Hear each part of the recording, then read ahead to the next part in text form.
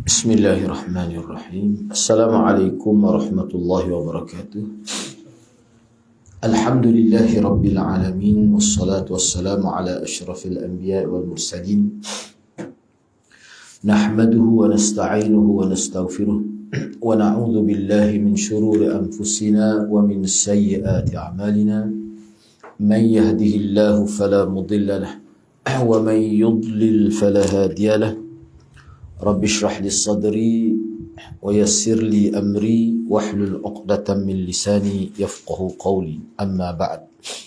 Alhamdulillah, bersyukur kepada Allah Subhanahu wa taala kerana dapat bersama pada pagi ini.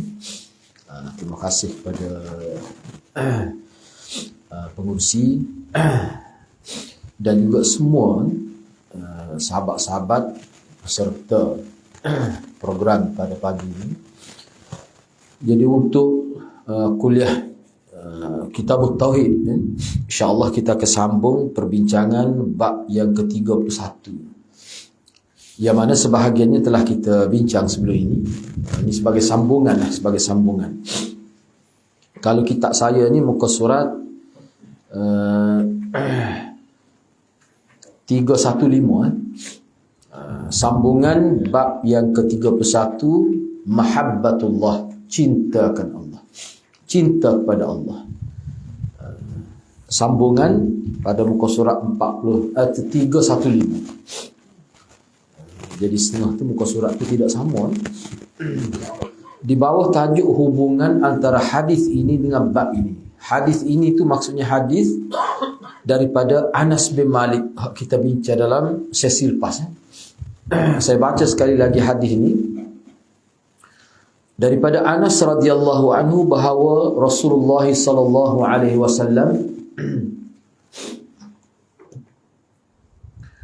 telah bersabda, la yu'minu ahadukum hatta akuna ahabba ilaihi min waladihi wa walidihi wan nasi ajma'in. Tidaklah sempurna. Kenapa dia letak dalam kurung yang sempurna tu, aku saya telah sebut sebelum ini, sebab terjemahannya ada dua. Secara harfiah, kalau zahir mana tidak akan sempurna, tidak akan, la yu'minu tu maksudnya tidak beriman. Ada ulama terjemah begitu. Mana tidak beriman seseorang kamu, tu satu terjemahan. Tetapi jumhur ulama termasuk Imam Syafi'i, dia kata la yu'minu ni maknanya tidak sempurna iman. Jadi penafian dengan la tu bukan penafian asal iman, tapi penafian kamal iman. Jadi terjemahan tidak akan sempurna itu penafian kamal iman. Mana tidak sempurna, masih beriman cuma tak sempurna. Seseorang kamu sehingga aku lebih dicintainya daripada anaknya, ibu bapanya dan manusia seluruh. Syarah hadis ini telah kita bincang dalam sesi sebelum ini. Cumanya pada pagi ini, apakah hubungan? Tajuk dia, apakah hubungan antara hadis ini dengan bab ini? Tidak sempurna iman seseorang kamu sehingga aku lebih dia cintai. Aku tu maksudnya Rasulullah tu. Sedangkan tajuk kita ni cinta kepada Allah. Zahir hadis ni tak ada sebut tentang cinta kepada Allah itu. Nampak? Tak ada sebut pun cinta kepada Allah. Yang sebutnya cinta kepada Rasul mesti melebihi cinta kepada orang lain. Sama ada anak ke, ibu bapa ke. Jadi kalau begitu zahirnya nampak macam tak ada hubungan lah antara hadis sebagai dalil nombor 3. Dalil yang 3 ni. Seolah nampak tidak ada hubungan antara dalil dengan tajuk. Tidak begitu. Sebab tu dia buat tajuk hubungan itu. Sebenarnya hubungan hadis ini dengan tajuk yang ke-31 ni sangat jelas, kerana cinta kepada Allah, cinta kepada Rasulullah sallallahu alaihi wasallam termasuk dalam kategori cinta kepada Allah. Itulah ayat biasa kita baca, in kuntum tuhibbunallah fattabi'uni yuhibbukumullah, sampai akhir ayat tu. Baik.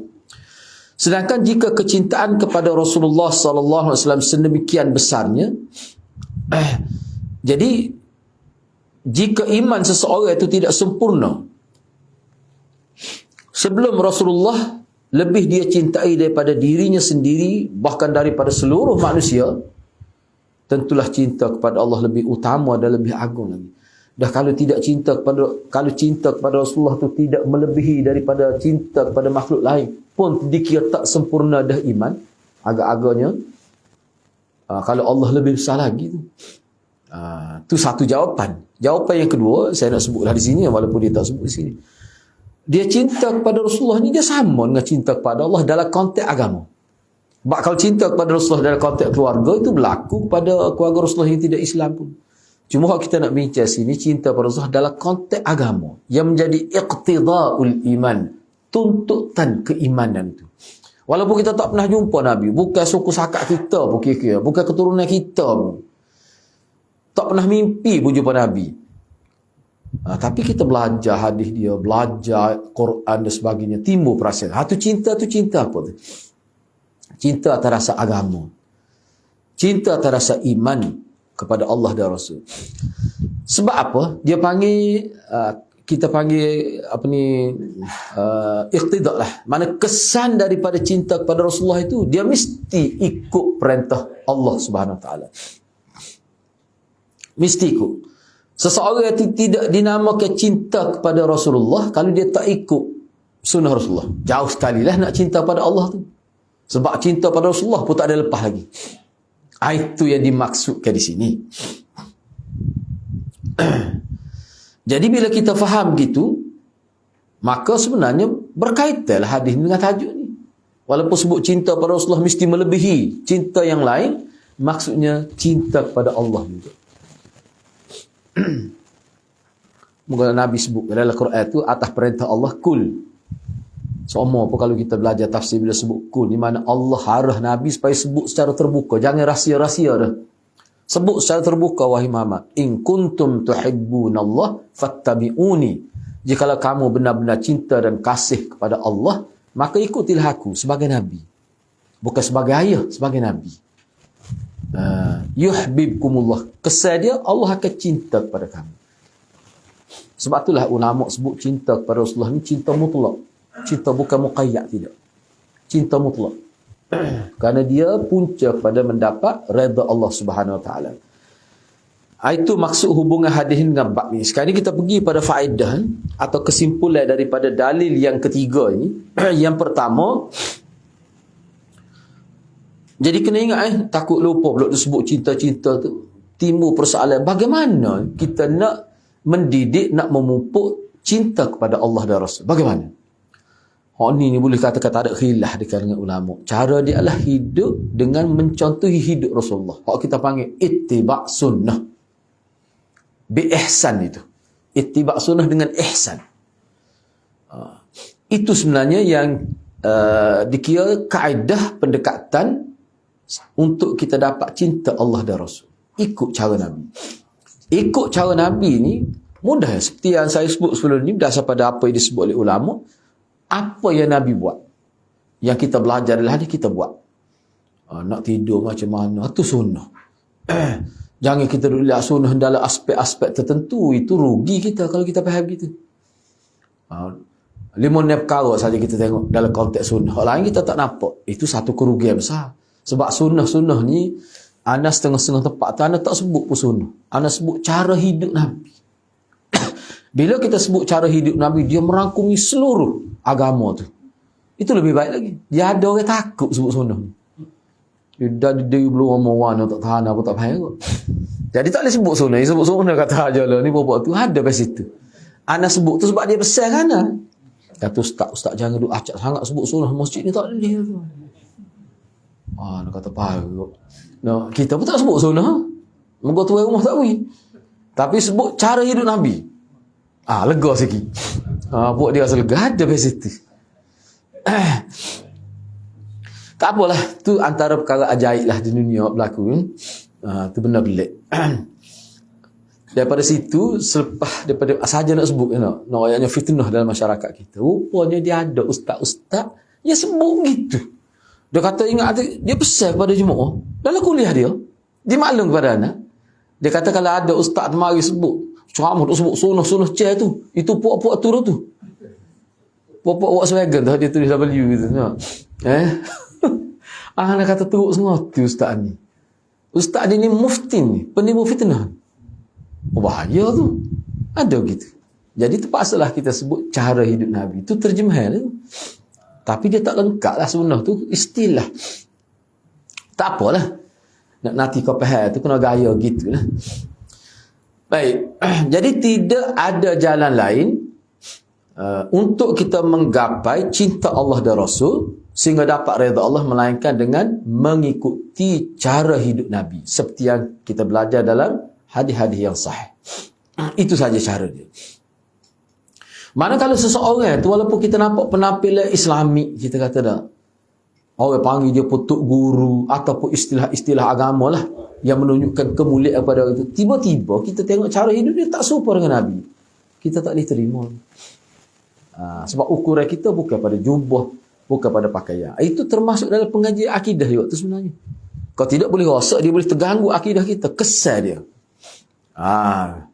Jadi kalau kita faham cara hidup Nabi dengan cara yang betul, kita tidak akan mudah tertipu. Sebab dunia tipu kita ni, syaitan tipu kita, dia mari dalam pelbagai bentuk. Kadang-kadang kita tak jangka. Itu kena berhati-hati. Jadi bila disebut wajib mencintai Rasulullah sallallahu alaihi wasallam dan mendahului kecintaan kepada semua makhluk, hak nombor satu ni hak saya sebut tadi. Yang kedua, ukur kita nak uji aku ni sejauh mana sudah mana cinta kepada Allah, sejauh mana, tahap mana. Kita boleh ukur bila bertembung antara kehendak orang lain yang juga kita cintai dengan hukum syariat, dengan sunnah. Kita ikut yang mana? Kita boleh tahu. Kalau kita sanggup ketepikan kehendak diri kita, kehendak keluarga kita, kehendak ibu bapa kita, bila bercanggah dengan kehendak Rasul, itu maknanya kita sudah berada di tahap cinta betul kepada Allah Rasul. Seperti mana Sayyidina Uthman, dalam setengah riwayat Sayyidina Uthman pernah dilayu atas api. Bila dia masuk Islam, cerita di zaman Makkiyah, dia luak para dia letak, lepas tu dia itu api lah. Api tu tak ada api pun, dia lepas ada api tu dia buat asak aja. Berasak lemah, ada disebut. Kemudian tak berubah juga. Bukan seorang lah dia buat begitu. Dalam riwayat, dalam sejarah anda tengok lah, kita baca dalam sejarah. Sehingga Mak Sayyidina Uthman siapa akhir sekali tak ada nak buat, akhir sekali dia berlapar, dia mogok lah. Kata dia tidak akan makan minum kecuali Sayyidina Uthman kembali pada ajaran nenek moyang itu. Sayyidina Uthman sebut, lafaz dia anda tak ingat riwayat ni, asar sahabat asar Sayyidina Uthman lah. Dia kata, Mak tahu bahawa kita ni anak yang paling taat pada Mak. Dia ayatlah kebaikan dia, bagaimana dia buat segala-gala untuk Mak dia. Tapi dalam bab ni saya tak boleh ikut Mak. Tu Sayyidina Uthman. Dalam bab ni saya telah memeluk agama Muhammad, saya tak boleh tinggal. Sebab ini atas rasa agama, masa depan saya di hari akhirat. Dia pujuk Mak dia makan. Tak saya makan. Siapa lembek rotek, 3 hari dari riwayat tersebut. Dia tak makan. Jadi, kalau kita tengok waktu ni lah, maknanya sahabat sudah berjaya mencapai tahap mahabbah kepada Allah dan Rasul. Sahabat begitu. Boleh jadi kita tak pernah diuji begitu. Yang kedua, amal termasuk dari iman. Ni ahli sunnah lah ni. Ahli sunnah ni mana termasuk semualah ahli hadis, Asy'ariyah masuk lakon. Ahli sunnah dia luah, keluarga besar. Wahabi pun termasuk juga. Kalau ikut Mufti Kelantan kata Wahabi min ahli sunnah wal jamaah. La syakka fi. Tak syak lagi masuk ahli sunnah wal jamaah. Itu Mufti Kelantan lah sebut, dia pernah buat kenyataan. Gitu. Jadi bila sebut amal, dia termasuk dalam iman. Apa maksud dia? Kalau dalam huraian ulama Mustahil Imam Bukhari, bila kita kategorikan amal termasuk dalam iman, bahkan Imam Bukhari dan juga ulama lain, dia termasuk dalam ta'rif iman. Ta'rif iman.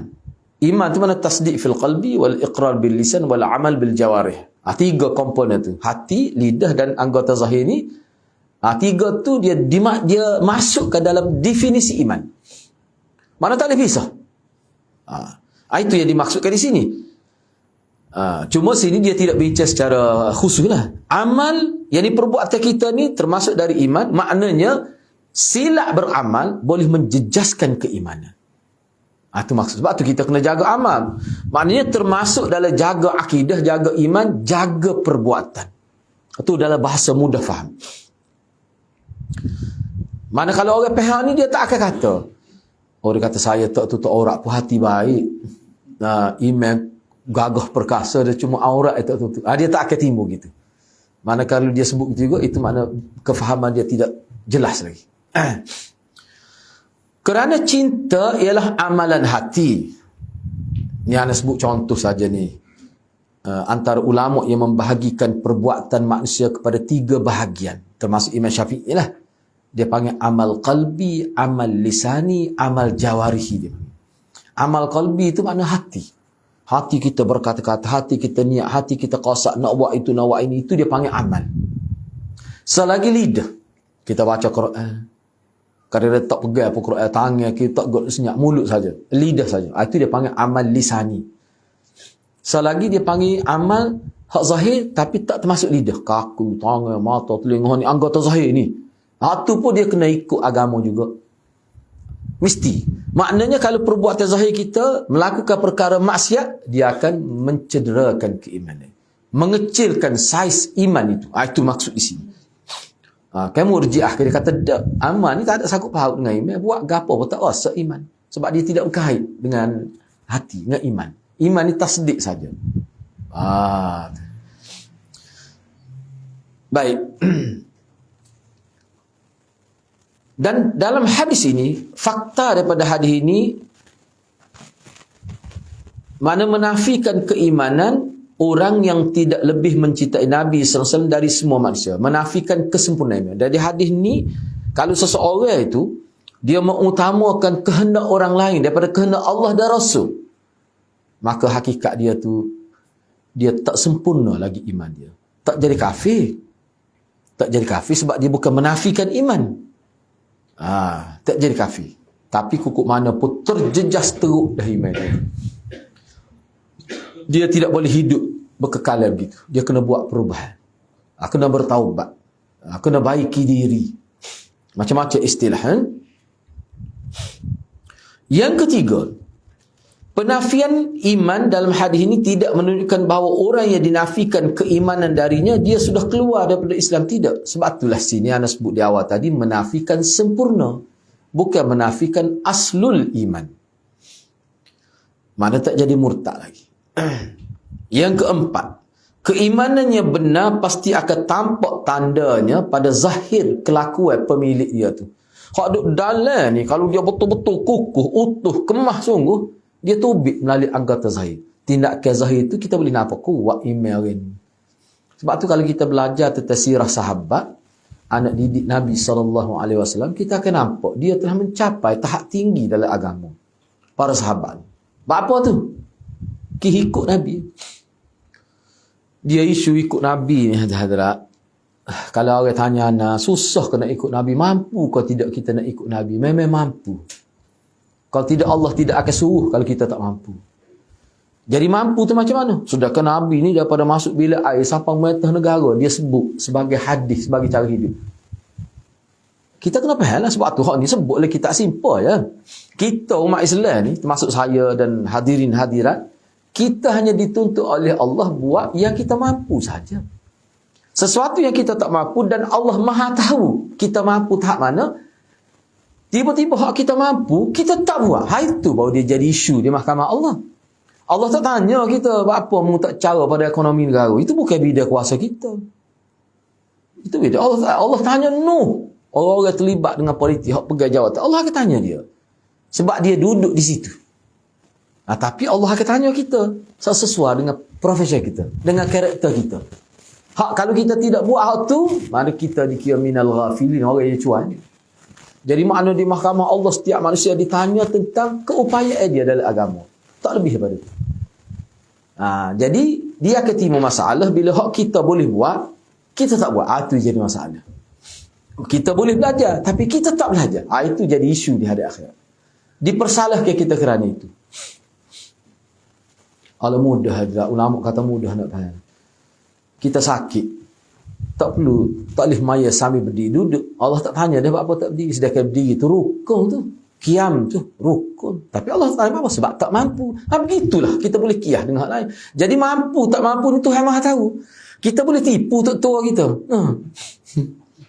Kita boleh tipu siapa-siapa, nak tipu Tuhan tak boleh. Sebab tu agama ni ikhlas penghubung antara Khalik dengan makhluk. Hilang tu putus hubungan kita dengan Tuhan. Sebab itulah ada ikhlas tu punca kita dapat kebaikan. Sebab ikhlas tu dia berkait kita dengan Tuhan. Tak berkait dengan orang, tak tahu. Tak ada siapa pun tahu. Sebab kita main ngaji sama ramai dak. Zahirnya kita kata ikhlas, tapi sebenarnya Allah SWT. Sebab kalau kita masuk dalam bilik kuliah dengan tidak ikhlas kerana gini-gini, kita boleh perbaiki niat itu, tak jadi masalah. Kita akan boleh pahala daripada awal lagi.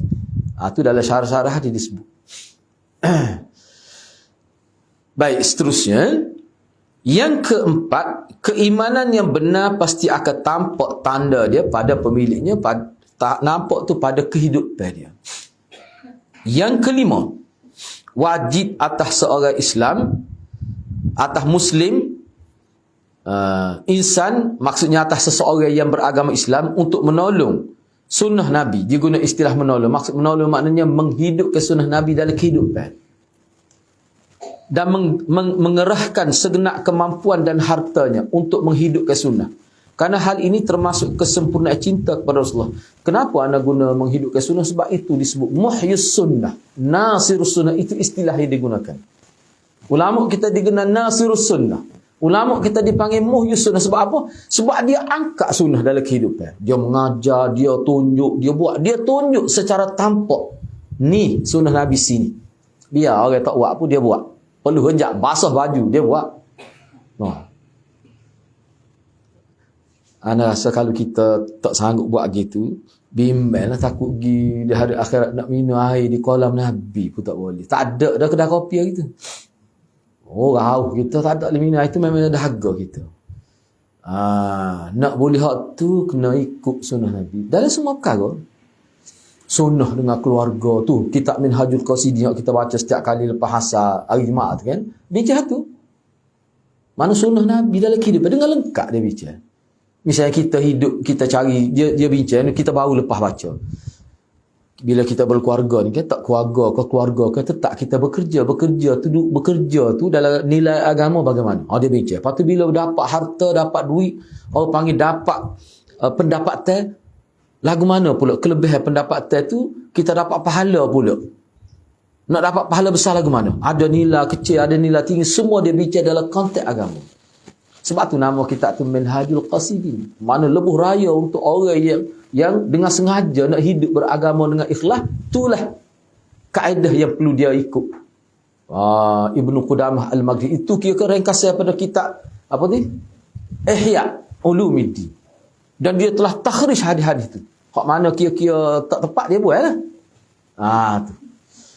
Hak tu sebenarnya sunnah. Sunnah. Jangan kita duduk sibuk dengan kita kata khijat orang. Khijat kita lagu mana? Tu kita sebab hal ni sebenarnya kitab kita baca ni dia tak serupa susunan pengajian tauhid dalam kitab-kitab lain. Dia lain ni. Sebab tu habis kitab ni dia kena ngajak lain pula. Dia kitab akidah ni dia banyak juga. Ni bicara betul. Siapa ni tajuk-tajuk dia ni lain ni. Dia tak serupa dengan kitab-kitab tauhid yang lain. Kalau dengan si Asy'ariyah lain lah ni. Tak tebuh bau. Bahasa Kelantan. Lain. Tajuk tu lain. Ya. Isi lebih kurang. Ya. Sebab tu bagi anak pendedahan akidah ni mesti mengikut kaedah Nabi. Bila apa boleh faham? Bila aku tahu urut boleh faham? Sahabat hak rendah-rendah boleh faham? Nyawa ayat lagu mana? Kena tahu tu. Sebab anak dulu mengaji Asy'ariyah ni dengan Maulana habis tak. Masa siapa bak takdir kita duk gun kok ni tak faham. Mata buka jari-jari, bawa lidah. Maulana kata tersudut kerut lah memang payah. Anak ayat ni suruh tahu ya. Sebab tu kita tak ada guna pun mengajar orang awam tu. Sebab tu kita sebut ke saing-saing hak lebih-lebih dah kecek. Cuma ajar ni orang mu'alaf masuk Islam jadi mana dah. Orang baru masuk Islam, baru mengucap syahadah. Cuba ajar tu. Jalan ke mana? Jangan tanya kita, Tuhan ni ada ke tak? Jangan tanya kita. Mai ada etek, tak ada etek. Tuhan tak ada kok kiri, tak ada kok kanan, tak ada ke atas, tak ada kok bawah, tak ada tepat, tak ada arus, tidak mengambil ruang. Gedio tu dia kata. Sudah itu. Anak jawab, anak rasa ustaz tu pun pening nak ayat. Tu sifat panggil tak ada tu lagu tu. Dia bagi ada, dia ada sifat dia. Oh, dia kata tengok tu. Dia jahil. Dia anak ngaji. Cuma tak ingat. Tapi boleh rujuk kita. Hak dia ngajarnya standard bagi anak tok guru ngajar kita ni. Malana lah. Dia ngaji pondok dulu. Dia ngaji pondok. Sifat 20 dia ngaji. Lepas tu di sekolah harap pun kita ngaji dah. Tapi tidak sediti kita. Jauh harap tu lah. Ya, tinggi tu pondok kita tu. Habis. Tapi bila ngaji, kita nampak lah. Bahawa hak ni asal daripada Quran juga. Cuma cara dia bawa, pendekatan dia guna tu, dia guna istilah-istilah falsafah, dia jadi payah ke istilah. Bukan benda yang nak disampaikan. Bukan perkara yang nak disampaikan. Kesimpulan dia buat begitu. Begitu mudah. Jadi kalau kita nak guna hak payah, memang cari nyakit orang ni. Begitu ya kan? Dia gini ya, anak pun baca banyak juga buku. Pengalaman. Jangan kita ingat, bila orang baru masuk Islam ni, dia bodoh. Jangan kita ingat gitu. Kadang-kadang masuk Islam tu profesor. Dia tengok tu kita duduk kecek. Ya Allah kau ustaz ni. Kadang-kadang dia saat tak boleh jawab. Tapi orang cerdik dia tak murtad. Dia kata tak boleh pakai ni. Scammer ni dia. Dia pergi cari ustaz lain pula. Benda-benda gitu kita kena faham. Sebab tu bagi anak, molek kita ngaji asyar kita boleh tahu. Boleh tahu. Dan kepada orang-orang yang ngaji dah ni dah. Hak ngaji dah. Nak ngajar tak dia apa? Nak ngajar tak dia apa? Ramah saya nak. Anak tanya dia, mau faham ke tak mau ayat ni? Bila kita tanya dia, tak boleh jawab. Dia pening. Oh, tak terletah kawan dia kata. Tak ngaji ke dia, boleh tak terletah ke? Mak anak 20 kali ngaji. Tuk lah, mak mana tuk anak. Kata mak faham ke? Faham, masa depan guru. Kulit tu mak tak faham. Kata tak faham lah tu. Masa depan ustaz tu. Kalau ustaz tu nur tu banyak sangat tu loh. Jadi masuk pada dalam perut tu. Faham lah ni. Klik tu hilang nur itu. Tak faham. Anak kata mak tak faham benar ni. Apa faham kata. Tu mak klik rumah tak faham. Lepas tu kalau pergi depan guru mak boleh khayak ke tak? Dia pun senyap. Tak tahu lagi dia tu. Anak bukan nak merendahkan anak-anak mereka. Tidak maksud gitu. Cuma kalau hadirat boleh belajar molek lah. Biar kita tahu. Bagaimana ulama kita setengah-setengah tu kritik dan kenapa mereka tak guna keadaan ni untuk mengajar orang mula-mula masuk Islam. Dia akan lebih pening daripada masa dia duduk dalam agama dia. Sebab orang kita ramai-ramai pun tak tahu apa lekor Asy'ariyah. Kalau tanya tak boleh jawab. Sebab tu ngaji tak apa. Simpan maklumat tu. Ada ketika kita boleh guna untuk keperluan. Jumpa dengan pokok nyelagu tu. Guna tu. Ni tak tahu apa satu. Tiba-tiba duk benci pada Asy'ariyah. Membenci ke dia? Asy'ariyah. Ke dia Asy'ariyah? Mana tahu dia tu. Tak boleh dia kena ngaji. Nak benci-benci pun biar tahu dulu. Sebab tu bagaimana kita guna istilah benci pun, makna itu tidak sesuai. Cuma kita tak mahu mengambil kaedah tu atas sebab-sebab ni. Tapi kita ngaji lah. Sebab tu bagi anak, bila kita nak mengajarkan akidah pada orang Islam dah pun, apakah orang tidak Islam, kena guna metodologi Nabi. Bagaimana Nabi terapkan akidah melalui kaedah Quran yang tidak menggunakan istilah-istilah yang rumit itu. Boleh faham selalu. Boleh faham selalu. Baik. Jadi wajib pada seorang Muslim untuk menolong sunnah ni, maknanya kenapa menolong sunnah ni hak nombor 4, nombor 5 ni anak guna bahasa mudah. Manusia ni ada tahap dia, orang panggil ulama. Ulama ni tanggungjawab dia lebih besar. Dia bukan sekadar menampakkan sunnah dalam masyarakat, dia mengajar erti sunnah yang sebenar secara ilmiah. Bagi setengah orang yang tidak boleh nak bercakap begitu, menghidupkan sunnah dalam konteks dia adalah mengamalkan sunnah. Dan naik satu tahap lagi, amalan itu dia buat secara tampak, secara jelas. Biar orang nampak sunnah Nabi lagu mana. Kalau pergi kubur, Nabi buat lagu mana. Nabi suruh, dia buat gitu. Biarlah di sekeliling dia tidak buat gitu. Itu maknanya kita sedang menghidupkan sunnah masyarakat. Dan syaitan akan ganggu kita, dia menimbulkan perasaan diri kita, mu tak malu kat orang. Orang duduk kelih belakang, mu buat tak serupa dengan orang.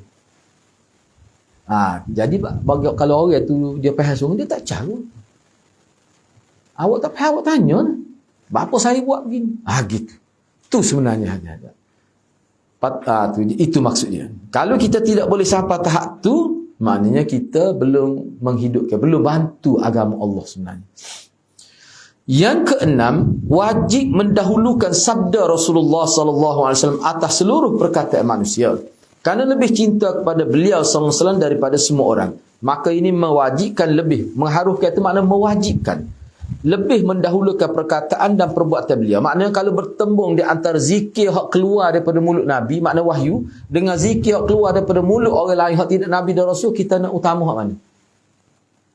Kalau kita utamakan zikir, selawat hak tidak daripada Nabi, maka hak tu tak termasuklah kita hakikat adalah cinta pada Nabi yang sebenar. Sebab selawat Nabi pun lebih tujuh ni selawat. Hak Nabi aja, hak warid daripada Nabi. Dan hak paling sahihnya hak kita baca dalam tahiyat tu lah. Dia panggil selawat Ibrahim. Hak tu nak joget lah ustaz tu. Loh, kalau kita nak buat dalam bentuk lagu dia tak comel, tak jadi. Hak tu masalah lain pula. Dia bukan bincang sini, dia kena bincang nanti kat lapar di USM. Hak tempat gatu jaring tu. Ya, dia kena gisi tu baru boleh bincang tu. Payuh dia nak ayat. Kadang ada serabut lah kita. Anas sebut gitu lah. Nah, orang tak cakap erti je muda pak tua tak erti dia. Orang kata ni hak Nabi. Faham tu. Dan ni hak Nabi jelah. Dia tanya lagi, tak boleh kau kena ambil orang lain. Anak kadang-kadang lemah. Apa tak nak kata kena letak dekat apa ni? Orang nak tobik tu kena panggil jaga. Sebab ada dah terjun tu sebelum dia buat jari tu. Pecah kepala. Terjun. Dah jelas dah ni hak Nabi. Lepas tu dia penyesak agama. Dia kata hak Nabi ni berat tak boleh amal. Kena ambil hak ulama. Sebab ulama dia proses dah. Ni berat nanang ni. Ni berat lagi. Itu bahaya tu. Tak boleh. Bahaya tu. Bahaya tu. Kalau nak huraf, banyak kali boleh huraf tu. Tak kena lagi. Tak tu. Sebab tu anak sebut gini lah. Persoalan biasa ditanya. Sebab anak mengajar tentang sunnah Nabi sehari semalam 1000 sunnah dalam buku tu habis khatam. Daripada situ nak kali kuliah ada persoalan. Contohnya misalnya zikir Nabi waktu pagi dan waktu petang. Zikir waktu pagi ni ada hak pendek, ada hak panjang. Jadi bila hak panjang tu adalah orang tua murah duk ngaji, ngatuk-ngatuk duk ngaji. Hak mata buka pagi sekali tu. Hak tu duk ngaji kita. Kebetulan dia balas kecil kau saya amal sekitar 20 orang gitu. Dia minta negara-negara pun buka kitab pun mudah-mudah ringkas. Tetapi hak tu sebenarnya. Daripada tidur bangun start nama sunnah tidur pula. Dia atas nama 1000 sunnah. 1001 sunnah. 1000 sunnah sehari semalam. Soalan hak tanya nak kali tu. Lepas tu nak apa upaya susah tak nak apa panjang. Kitab tu dia susun dah. Nama dia? Khalid Al-Husain lah. Tak silapnya. Husainan nak Khalid Husainan. Tak silap anak. Dia susun dah. Misalnya kata zikir pagi petang, dia mari dulu. Hak panjang dia mari panjang. Lepas tu kau pendek, akhir sekali hak pendek. Kadang-kadang sehari ya. Atau anak tanya, dia suka lah dia kata hak mana hak panjang ni. Dia kata ni, siapa dia siapa tu? Anak ke baru aja, so apa ujung kali. Hak satu hari. Hak tu pun tak ingat. Anak kata ingat nak mati dia tu. Boleh ingat kata ni. Dia suka ngaji. Tapi popok cikgu ni ramanya. Setengah tu pencet, setengah tak pencet. Bukan tak jadi. Dia kata, patut hak panjang-panjang. Tak sah, dah tak ingat. Tu tujuan Nabi baca hak panjang, retok pendek, hak sederhana. Tujuannya kita boleh pilih yang mana kita mampu syarat dia daripada Nabi. Tu kata kunci dia. Mudah agama ni. Tak ada payah. Kalau orang kata agama ni payah, maknanya dia tak faham agama. Tu mudah. Tu bahasa cuma benar tu, anak kecil tu. Nah.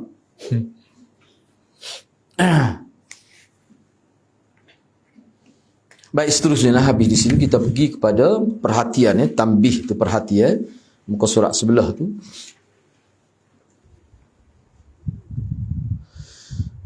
Ni isunya dakwah pada mulut. Katalah seorang itu mulut dia kata, saya cinta pada Rasul. Tengok saya buat program malam cinta Rasulnya habis beratus ribu. Tak si cinta mana lagi? Dia kata. Dia siap dengan bunga dengan gapo, palu genda gapo. Ada otak saya kau mari duduk situ. Apa tu? Nak ayat cinta pada Rasul. Kambing ada juga tapi hak ni besar. Unta. Saya cinta Rasul, saya buat gitu tu. Habis tu panggil tokoh-tokoh dari luar negara mari. Duduk berjoget situ. Tak. Baik, kita nak tanya dia beberapa perkara. Nak pasti, ni ukuran kita. Bagus juga dia ni, cara dia ni. Maknanya bila ada orang dakwa cinta Rasul, dia habis duit banyak, kita kena tanya dia. Kalau dia kata dia cinta Rasul, tetapi dalam konteks kita kata, ataupun dalam sistem hidup dia, tidak menampakkan dia ikut cara hidup Nabi, maka tu kata yang tidak benar. Hanya orang panggil semata-mata sebut saja, tidak menepati kehendak sebenar. Cakap saja tahu panggil lagu tu. Kita tak pakar kecek, kita tengok dia buat lagu, cara hidup dia lagu mana. Misalnya anda tengok tak, ni anda tengok dalam internet lah. Anda rasa ni dia tidak edit ni anda rasa sebab dia sebelum timur dia panggil AI dia panggil tak? No. AI panggil tak? Apa baru ni? Anda pun tengok nanti kata berapa benda AI no. Zaman kita dulu tak ada. Rupanya dia satu program khusus besar tu. Sekarang ni sedang diterapkan di setiap universiti sebab banyak kebaikan dia. Salah satunya dia boleh buat Tok Peti jadi jual bak tu. Tok Peti jual bak. Kau cek suara dia boleh buat. Pada kawan tu tak jual bak pun. Tu. Dia punya program tu dia boleh buat. Jadi fitnah tersebar dengan luas jugalah. Baik, tak apalah. Cuma apa yang anda nak sebutnya, kita boleh dengar contoh ni. Orang tanya dia, biarlah anda nak sebut tak. Semasa, biar kita nampak. Kalau contoh kita mari contoh di planet Mari, payah nak payah pula. Nah. Dia ustaz tu dia pakai serban, dia tutup telinga sebelah. Bukan tutup hidung, tutup telinga. Dia pakai serban. Kalau tutup hidung tu anda rasa pakai selok gitu. Ni tutup telinga. Orang tanya apa ustaz pakai serban? Buka sebelah, tutup sebelah. Patut ada sesuatu lagi tu, dia tutup dua-dua. Ada juga. Jawapan lebih kurang ke dia. Sebagai latihan untuk tidak dengar keburukan. Buat anak ayat kan anak-anak sepatut kena tutup mulut sebab dia kecek tak betul. Tak sebab kecek tutup mulut. Dia kecek pun tengok pun. Baik, tak apalah dia tunggu lah tu nak ayat. Nabi pakai serban. Tak ada tutup telinga. Lepas tu mana dia buat atas rasa dia. Anda tidak nafi benda-benda gitu, tidaklah kata sesak gitu. Tapi nak ayatnya betul-betul sehingga pakai serban. Hak kanannya daripada Nabi tu pun dia jah mengikut selera dia. Langsung tidak ada dalam kitab Syama'il Muhammadiyah. Tak ada. Pelik. Lepas tu hak guru dia seorang lagi tu tak tutup telinga. Orang tanya apa letak apa? Wasabih. Ada pelajar tu ni panggil fawakihatu tasbih dia panggil. Kuat ngaji bahasa Arab. Kita pun dengar buah-buah tasbih. Fawakih, jamuk. Orang Arab pun pening tak payah Arab tu. Arab yang di Melayu ke. Melayu yang di Arab ke. Malah anak rakyat kata sokong lah apa budak ni. Dia tak tahu nak buat buah sebeh. Dia buat fawakihatu tasbih. Orang tanya dia buat apa sakut tekak buah sebeh. Dia jawab mana? Sebeh ni benda yang mulia. Kita tak guna dia. Tak kena letak ni. Sakut tekak. Agama ni ikut perasaan. Semata-mata. Bukan kata. Tak boleh harap ni jenis lagu ni. Dia bawa kita ikut selera. Bukan ikut selera Nabi. Kalau kita nak bincang ni, nak mengukuhkan keimanan, dia kena ikut selera Nabi. Nabi selera lagu mana. Jangan ikut selera kita. Allah tak sebab kita sakut tekak. Dia marah kanannya, dia gak ada guru kita, dia marah. Anak kata, betul-betul ni minat Syolin. Minat Syolin ke setahun ni. Dia kata, awak nganyi pada agama, dah awak nganyi bubuk tu. Dah lalu lah. Tiga sini, sosai ni. Lepas tu ada orang perempuan tak jumpa anak tu. Ni dalam telekon. Besar ni. Dia duduk kacak anak dua gitu. Kita besar bubuk ni. Dalam kain telekon, dia duduk gok gini. Kata, awak menata apa?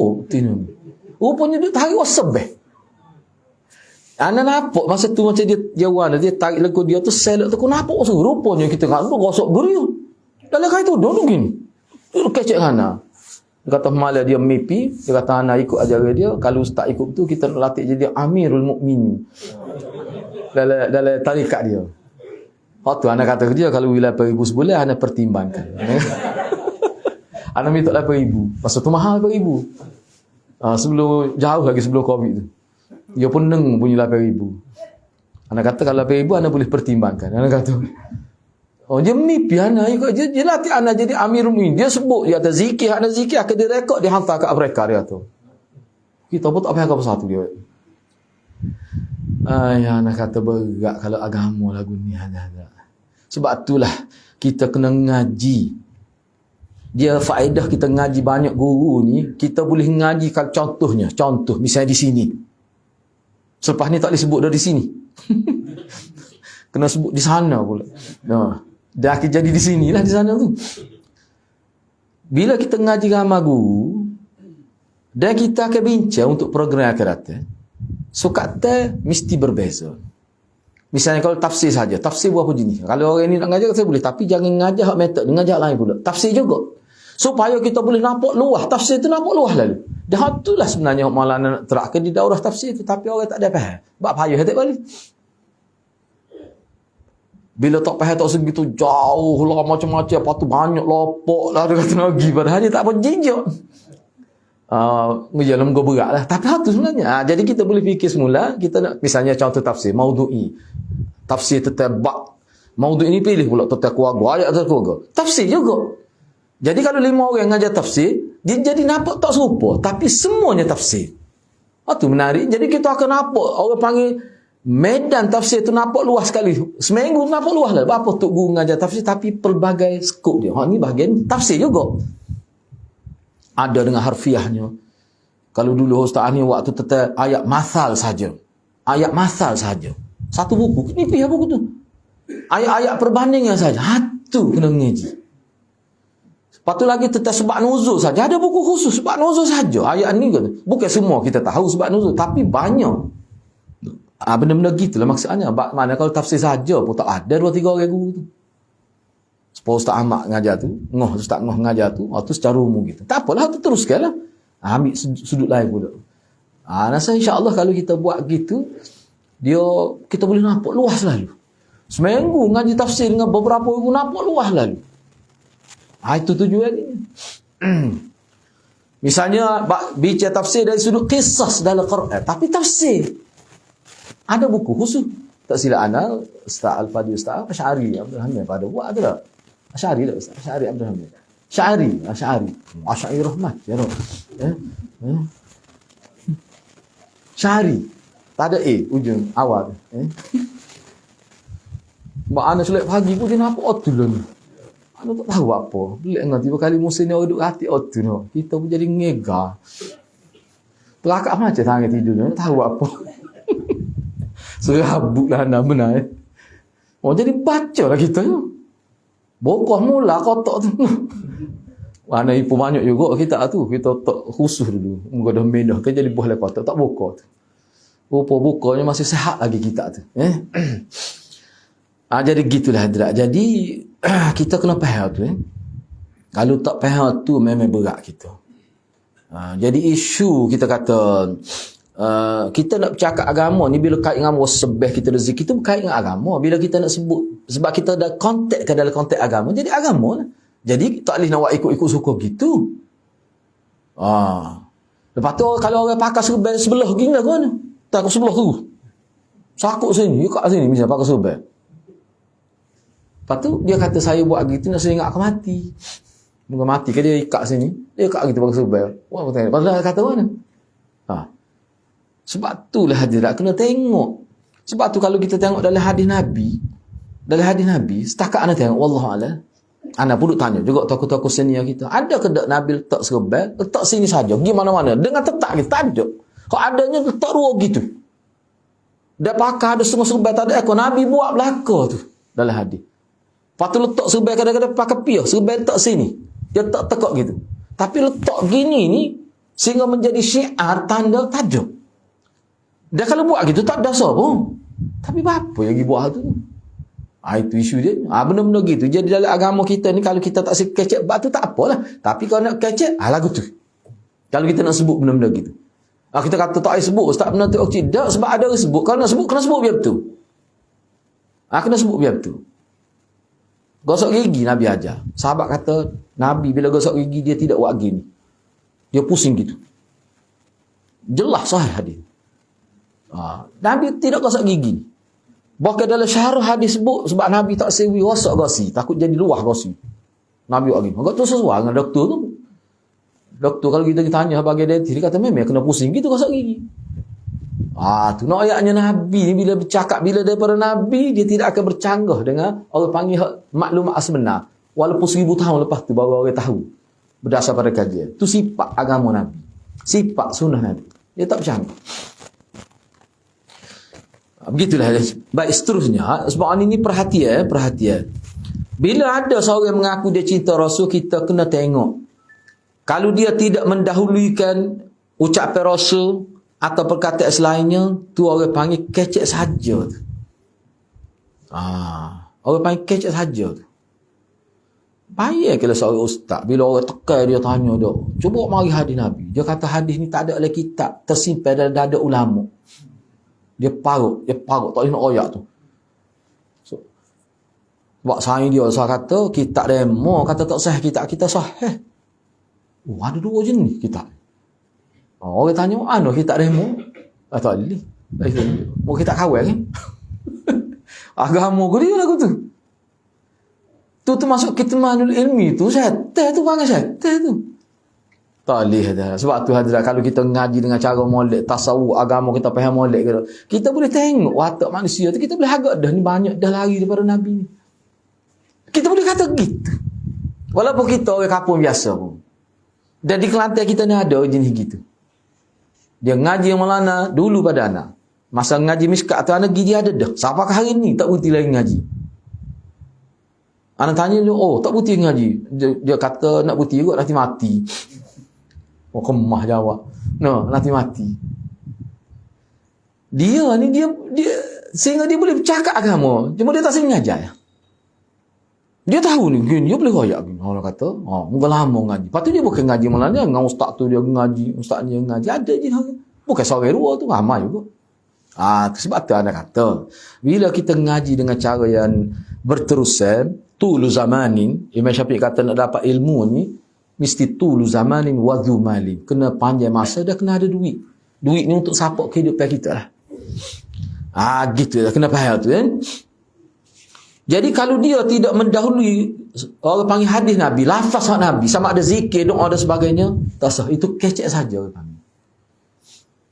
Itu cinta pada lidah saja, bukan pada hati dan pengamalan, tidak. Yang ketiga, tidak menolong sunnah baginda. Yang ini dia tidak pamerkan, tidak dedahkan pada khalayak sunnah Nabi.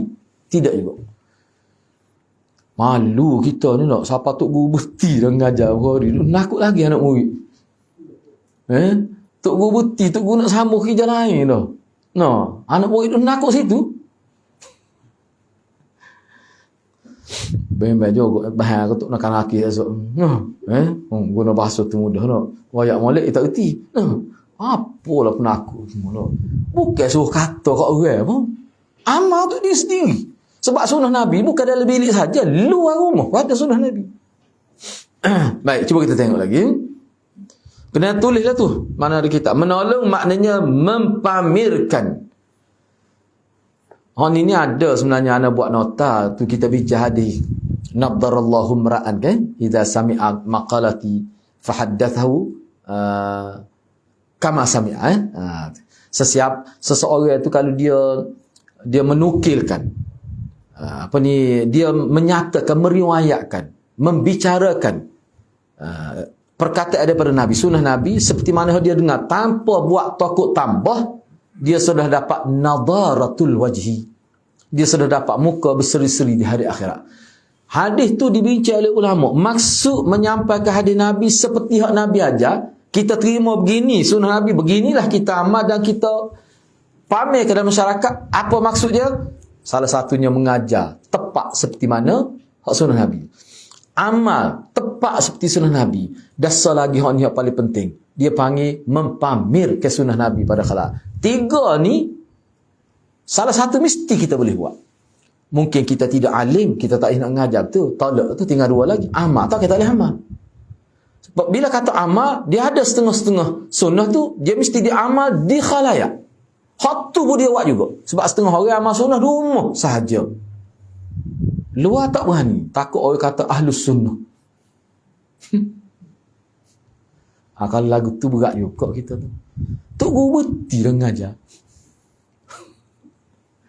Berat ada lah. Tak mari hari ni dia tu.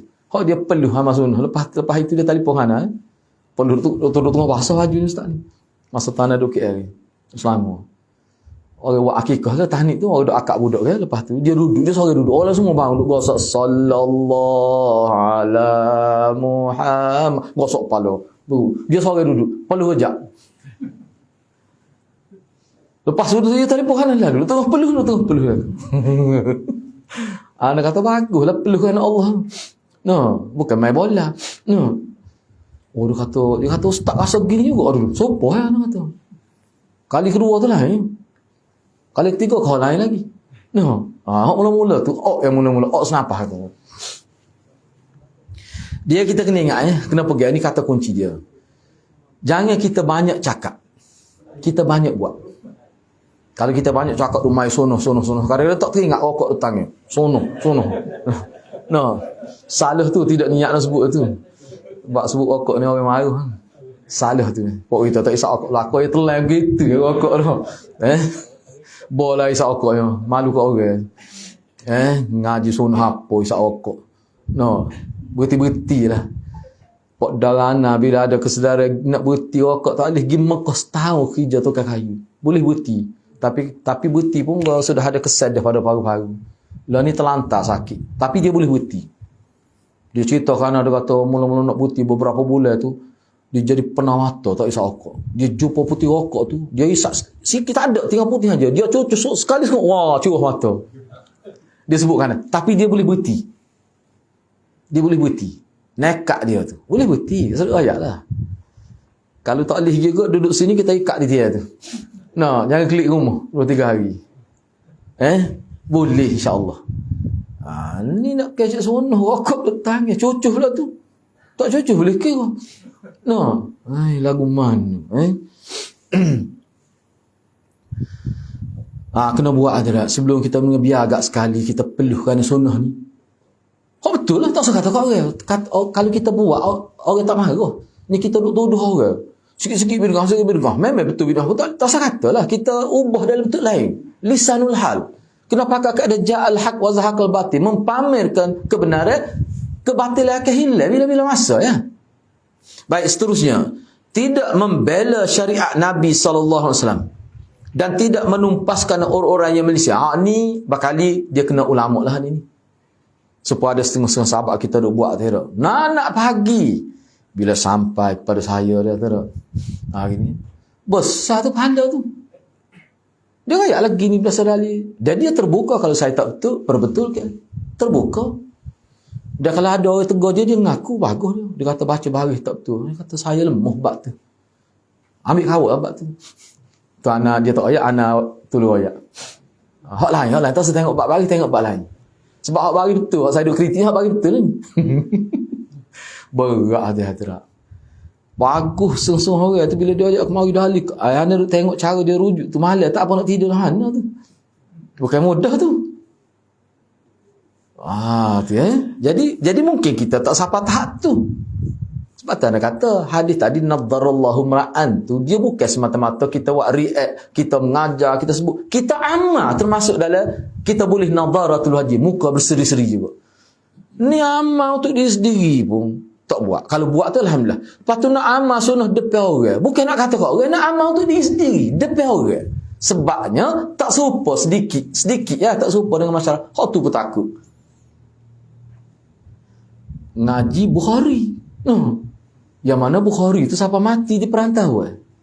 Kerana memperjuangkan sunnah. Sebelum anda baca cerita dia tu guru Maulana sebutlah. Dia kata Imam Bukhari ni bahawa dia ngaji sebut sama hadis Bukhari masa dalam kelas. Ini cerita dia sebelum dia ngajar di Masjid Kubakhiyah lagi. Dia kata Imam Bukhari ni tak ada nak mikir kepada khijah, tak ada mikir sehingga tak cukup makan. Ni tok guru kita duk ngajar tu punya kitab tak cukup makan. Kukeng. Sehingga bila mati tu tutup tubuh dia tu orang kapur dia pergi tengok tubuh buka tengok tak ada daging. Sikit ya, kukeng. Tu pejual sunnah. Tu dalam maknanya kita amal tak usah kecek banyak. Kalau kecek orang marah, kita buat, insya-Allah ada perubahan. Ada perubahan. Lepas orang bercakap sunnah ikut cinta Rasul, dia kata tapi tak mahu melakukan amal ma'ruf nahi mungkar. Bila orang sebut malah nak cerita panjang. Kalau nak ulah banyak lah tu. Anak pun baru tengok ada setengah ustaz tu, dia kritik pula orang, duk kritik orang hati buat bid'ah. Dia kata benda-benda kecil gitu tak payah jadi balas, benda besar lagi tak perlu. Tu masalahnya. Gak kita ni orang kampung ni hak tu yang kerja kita ni. Dia kerja besar kampung dia tak percaya. Orang kampung semua kita semua dia kerja besar. Kita ni pemimpin juga, pemimpin rumah ya. Tok ngulu dak, tok imam dak. Bukan tak layak. Tapi orang Islam, patut dia kerja besar kita buat. Dia. Cuba ya. Sebenarnya hak jadi isu dalam masyarakat cuba perhati hak itulah hak hidup dalam masyarakatnya. Amal itulah. Jadi kalau kita kata kerja besar, nak bicara tentang pluralisme, liberalisme, siapa dia boleh bicara tu? Pokok kita dia ibasi ni, tak boleh sebut tu, kena ngaji khusus tu. Ana pernah masuk dalam satu program ni, ana pergi sebagai pendengar, cuma diminta cakap sikit tentang Syiah lah. Dia satu perbincangan tertutup sekitar 15 orang. Muju ana dibenarkan masuklah di badai dia. Ni nak ayat cerita ni. Ada seorang pensyarah tu, dia pensyarah kajian tentang ajaran sesat, dia ada perempuan dia. Memang dia fokus satu daripada mula-mula dia gerak habis daripada universiti, dia fokus tu. Dan dia ni cacat ketara lah. Sehingga anda tengok dia anda paling lain. Kecacat fizik. Tapi hak dia ayat kita, hak dia bercakap tu dok. Contohnya, dia kata bila dia nak berjumpa dengan apa-apa LGBTQ ni, tambah Q sekali lagi, hak baru tu. LGBTQ ni, tak ada faham kita berapa nama LGBTQ. Tak apa tu. Apa LGBT ni, set luar tabi'i ni, ringkasnya begitulah. Dia kata nak panggil puak ni,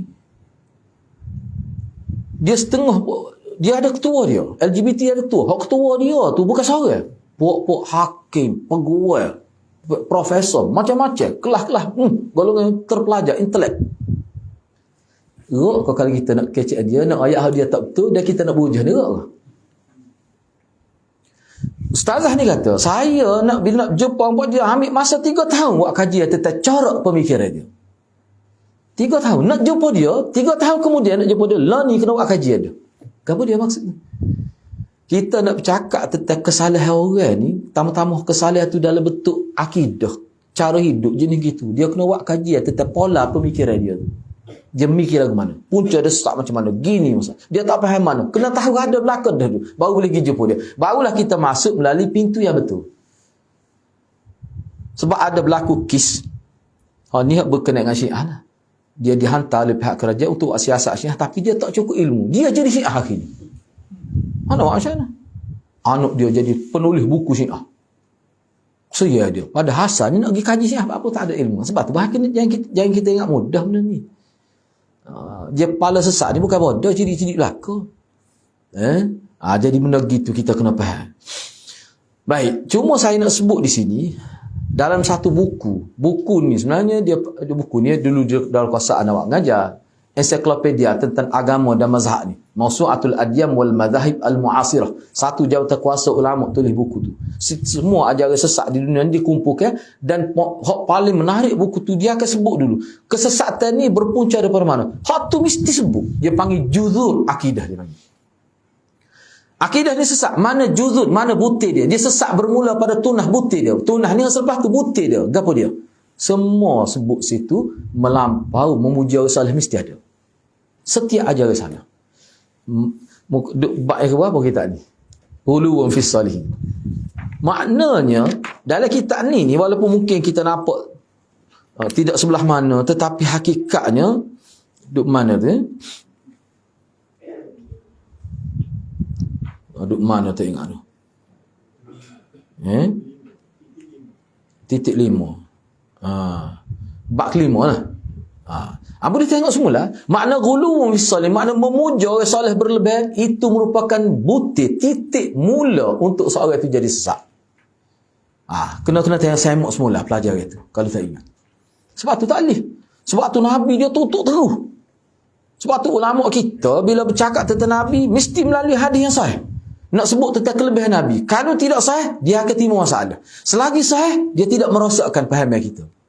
Namun lagi hadis sahih. Kalau kita baca dari itu, kenapa hadis nama sahih? Sebab dia akan menyihatkan akidah manusia, menyihatkan syariat manusia, menyihatkan akhlak manusia. Itu sifat hadis sahih. Kalau tak sahih, dia akan merosakkan pemikiran, merosakkan kehidupan. Bila dia tidak sahih, walaupun zahir nampak molek. Bapa tu tak ada berkat. Tu yang kita nak sebenarnya. Baik, orang yang tidak mahu melakukan hal-hal di atas, 5 poin yang dia sebut, ikut Nabi, mendahulukan orang panggil hadis Nabi, menolong sunnah Nabi, membela syariat Nabi, dan melakukan amal ma'ruf nahi munkar. Siapa dia tak sanggup nak buat 5 perkara ni, tiba-tiba dia mengaku dia cinta Rasul, dia sayang Rasul, ketahuilah bahawa pengakuan dia itu adalah pengakuan yang dusta. Pengakuan itu adalah pengakuan yang dusta. Tak betul. Sebab tu anak sebut sama. Kadang-kadang bila kita sebut ni, orang marah, orang kata buat nganyi. Nak macam mana? Sebab tu bagi anak, siapa pun mari, dia dakwa dia siapa pun keturunan Rasulullah ke, tak kira. Kalau betul, Alhamdulillah. Betul ke tak betul, itu kita tak kira. Sebab seseorang itu dia masuk surga, dapat rahmat Tuhan bukan kerana keturunan. Maknanya kalau kita perhati hadis-hadis agama Islam kita, dia tutup selalu. Benda yang tak perlu dalam agama, dia tutup selalu. Hak perlunya ke dia? Ikut Nabi, ikut Muhammad sebagai Nabi. Atas dasar keturunan. Sebab tu, tak ada sahadis pun yang menyebutkan bahawa keturunan Nabi dapat layanan baik di hadis akhirat semata-mata keturunan Nabi. Tak ada sah hadis. Sah kerana masuk surga dengan modal keturunan. Tak ada. Jadi maknanya hak tu tak perlu kita highlightkan dalam hidup. Kalau betul, sebenarnya ni baru anak ayat ni, anak ni keturunan Nabi Adam. Sebelum ni anak tak ayat. Cuma nak ayat. Tak perlu sanak. Kau ada pun kita ni keturunan lain, tidak Nabi Adam. Tapi kita tak sah tu. Kau tahu belakang. Tak sah lah hadirat. Kalau orang ngajak agama sungguh, anak tengok perlu hadirat. Dia pergi ke Selatan Thai ni dok. Dia naik kuda. Anak faham tu. Dia pakai sobai hitam naik kuda. Lepas tu dia pakai baju napok, bergemuk baju dia tu. Semua tu ada disebut dalam sirah tu. Kehebatan tentera Islam. Tentera Islam. Kita faham tu. Masalahnya orang tin duduk baris tepi jalan ni. Tak tanya. Dia regu kat tengah. Pakai tengok tu. Ya Rasulullah, ya Rasulullah. Tak kena tu kalau lagu tu tak. Bukan lagu tu. Bukan lagu tu. Cara nak bawa agama tu bukan lagu tu. Tak salah. Sebab tu anak tengok dan kata ini tak betul. Jalan sungguh. Rupanya tidak keturunan Rasulullah. Skema juga. Tu dah. Sebab tu benda tu tak perlu. Manusia ni kena ingat. Manusia ni atas nama individu. Bila dia manusia, tak kira keturunan macam mana pun, dia tetap terhormat kalau dia bertakwa kepada Allah. Tu prinsip agama. Katakanlah mak dia, ni contoh saja, na'udzubillah lah, bahasa yang guna. Katakanlah mak dia tu keturunan pelacur. Pak dia pun jenis keturunan tak molek. Tapi kalau anak dia bertakwa kepada Allah, Allah tak kira keturunan dia. Tak ada kasta dalam agama. Tak ada. Tu nak ayat buih agama. Baik. Allah berfirman, cuba tengok dalil seterusnya. Wa yaquluna amanna billahi wa birrasul wa ata'na thumma yatawalla fariqum minhum min ba'di dhalik wa ma ulaika bil mu'minin wa idza du'u ila Allahi wa rasulih liyahkuma bainahum idza fariqum minhum mu'ridun. Dan mereka dia wa'dah tu. Siapa wa yaqulun, waw jamak tu kembali pada siapa? Orang-orang munafik. Dia kata begini. Ni nak ayat contoh tadi. Ni hak jenis ngaku beriman, perbuatan tak serupa dengan Nabi. Quran ayat dia. Ngaku beriman. Abdullah bin Ubay, dia nak baca sejarah dia. Kalau hari Jumaat dia duduk sah depan dekat dengan tempat Nabi duduk. Mihrab. Bukan kata duduk sah depan tepi nelon dak. Saf depan duduk dekat Nabi. Ada dalam riwayat sebut, cerita ni selepas peperangan Uhud berlaku cerita ni dalam riwayat. Bila Nabi tubik daripada rumah Nabi tu nak pergi ke Raudah tu lah, nak pergi ke tempat mimbar Nabi tu. Nabi nak naik tu. Bila Nabi tubik dia bangun. Dia puji Nabi. Dia khalayak. Semua sahabat tengok. Dia boleh berpura-pura begitu. Sehingga ada dalam riwayat tersebut setengah sahabat kacik gigi taruh. Kacik gigi sehingga nak tarik dia keluar daripada Masjid Madinah. Dan ada suruh dia keluar. Dia kata apalah awak Islam ni. Tidak cinta Rasul. Kita puji Nabi dia mahu. Tengok dia muka tebal, tengok memel lah. Boleh jadi orang politik ngoti lah pokok ni. Jadi muka tebal. Dah, pecek Allah memel dia boleh. Padahal dia sabotah, dia baru sabotah peperangan Uhud tu. Dia boleh lagi dia semaya hari Jumaat duduk belakang Nabi. Bila Nabi naik baca khutbah dia bangun puji Nabi gini-gini. Tengok dia hadirat. Jadi muka tak malu. Muka tebal. Dia boleh berpura-pura. Jenis orang yang mengaku beriman pada lidah tapi perangai tidak mencerminkan kehidupan sunnah. Cuba kita tengok bagaimana Allah abadikan perangai mereka ni dalam surah An-Nur ayat 47 hingga 48. Cuba tengok. Wa yaqulun amanna billahi wa birrasul wa ata'na. Dia kata ke dia?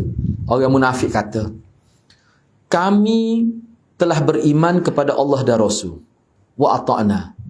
Dan kami taat. Bukan beriman saja. Taat. Padahal orang tahu belakang menipu ni. Dia boleh kata gitu. Tu. Dia tak apa nipu, syarat muka confident. Dia tak apa. Tu penting. Baik. Kemudian sebahagian daripada mereka hak bercakap tentang cinta Rasul dan taat Rasul, mereka berpaling. Berpaling makna tak ikut ajaran Nabi tu. Baik. Mereka itu sebenarnya bukanlah orang-orang yang beriman. Jangan percaya kepada lidah-lidah mereka. Dan apabila mereka diajak kepada Allah dan Rasul agar memutuskan perkara di antara mereka, tiba-tiba sebahagian mereka menolak. Ni perangai apa-apa jenis buat kenyataan beriman tapi sebenarnya tak beriman. Cuba kita tengok ringkasan. Dalam ayat ini Allah Subhanahu wa taala menafikan keimanan orang yang berpaling.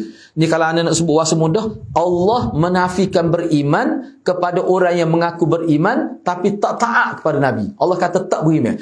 Hak ni tak beriman lagu mana? Apakah tak beriman makna kafir ataupun tak beriman makna tak sempurna iman? Dua serta boleh masuk. Kalau dia tu bercakap atas kapasiti dia sebagai orang munafik akidah, hak dia bercakap tu sebenarnya tipu, hakikat dia tidak beriman. Kita boleh pakai zahir ayat ni kalau untuk munafik. Baik, kalau orang Islam pun ada perangai gitu. Jenis pasal bermuka-muka ni, bertakiyah ni, dia Islam lagi. Tu maknanya dia tu tidak sempurna iman. Sebab dia beriman, cuma iman tidak sempurna. Maknanya penafian iman di sini penafian sempurna sebab dia Islam. Tapi kalau dia tu memang kafir sebenarnya, sepuluh munafik akidah ni, maka dia sebenarnya tidak Islam. Penafian iman ni, penafian asal iman dia panggil. Itu maksud dia. Kena tengoklah. Orang bercakap tu dalam konteks mana? Dia Islam ke dia munafik akidah? Masalah munafik akidah kita tak tahu. Terserah pada Allah. Saya kita boleh tahu. Cuma ni nak poin paling utama daripada ayat ni, ada watak manusia dalam kehidupan umat Islam ni, dia bercakap cinta Rasul tapi dia tak ikut apa yang Rasul suruh. Memang ada. Lepas tu nak tahu macam mana? Hati dia serah pada Allah. Kita tengok pada perbuatan zahir dia. Kita hukum pada perbuatan zahir dia. Tengok zahir lagu mana.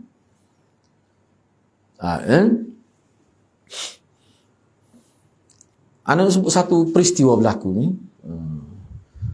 Dia cerita ni berlaku ketika masa tu Khomeini tengah melonjak naik nama dia di kalangan dia panggil gerakan Islam dunia lah. Dan perkara itu tak terkecuali kesan di Malaysia juga. Ni anda sebut sejarah ini betul sebab dia terbuka. Mula-mula penubuhan Madinatul Ilmi. Tahu Madinatul Ilmi? Sekolah rendah Islam Madinatul Ilmi di Pondok Tok Kenali.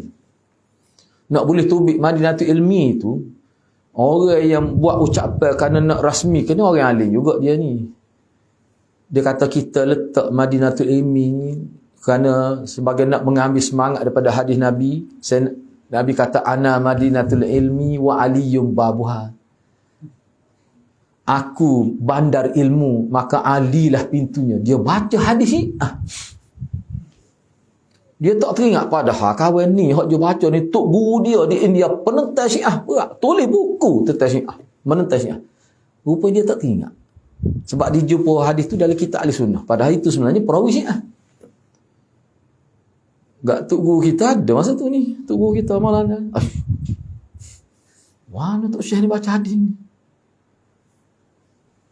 Hak tu Syiah tu perawi dia tu. Nak ayat wih. Baik, tersalah. Nak macam mana? Apa yang nak sebutnya bahawa mana kita kata kesalahan-kesalahan itu boleh berlaku. Bila ditegur, tidak buat perubahan. Tidak buat perubahan. Jadi jenis-jenis tersalah. Tak kira lah tersalah dalam bercakap agama. Hak tu boleh berlaku pada siapa saja. Manusia sehebat mana pun boleh berlaku. Orang panggil ulama hadis pun boleh berlaku. Tak kisah tu. Anda nak sebutnya bahawa kesalahan-kesalahan yang berlaku, biar kita faham. Orang panggil kesalahan dalam buat agama, boleh berlaku. Tetapi kita kena buat pembetulan. Bila tidak buat pembetulan, katakanlah orang amal tu, dan anda nak sebutnya, gini berkait dengan ayat ni, kalau seseorang itu dengan sengaja menipu, ataupun tak sengaja, tiba-tiba dia tak buat pembetulan, sebenarnya, kalau kita baca dalam kitab tentang munafik, sebenarnya itu salah satu ciri munafik. Baik. Dibincang juga dalam kitab. Ada kitab dengan anak ni tentang munafik. Kenapa Nabi sebut alamatul munafik salah satu? Tanda orang munafik ni 3. Ni munafik akhlak dia panggil. Apa disebut tanda munafik? Rekahnya begini. Kalau seseorang itu ada 3 tanda, bila bercakap bohong, bila diberi amanah khianat, bila balas benda kecil pun jadi besar, tu antara 3. Lepas tu ada selagi sebut 4. Tak apalah 3. Apa maksud dia tanda ini? Mana kalau ada pun sudah ada dah ciri munafik. Apatah kalau ada 3? Apa maksudnya? Para ulama menyebutkan masa kita nak tadabbur hadis ini, ia bermaksud bahawa kalau seseorang menyedari dalam diri dia ada sifat munafik, tapi dia biarkan sifat itu bersarang dengan lama dalam diri dia, dia tidak ada usaha nak buat ciri atau sifat munafik itu, lama kelamaan munafik itu dia jadi besar.